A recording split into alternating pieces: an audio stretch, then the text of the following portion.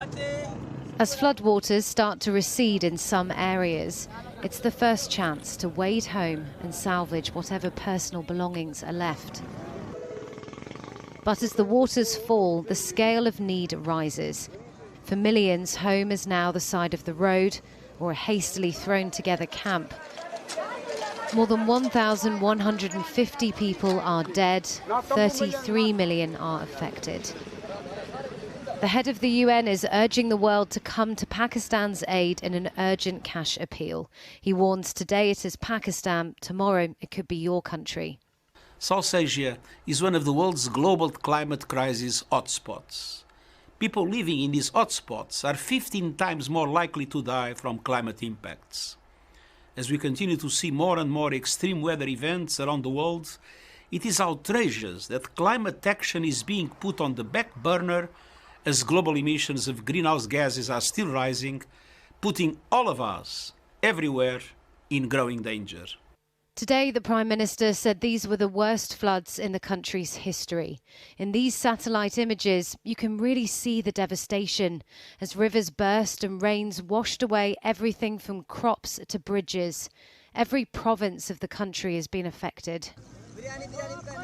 In Sindh province, north of Karachi, farmers rescue what's left of their corn from flooded fields. At a time of global food shortages, it's catastrophic. More than 2 million acres of agricultural land is now underwater, and at least 700,000 cattle are dead. The country's planning minister puts the damage at more than $10 billion, a tough bill to pick up in a country already suffering from an economic crisis. People have actually lost their complete livelihood. Their orchards, their gardens, their agriculture fields and crops have been destroyed. We have lost more than 45% of cotton crop in Pakistan. Rice crop has been badly damaged. Today, on a trip to Dorset, the Prime Minister pledged the UK's support. It's absolutely heartrending that Pakistan is traditionally one of the biggest recipients of UK overseas aid.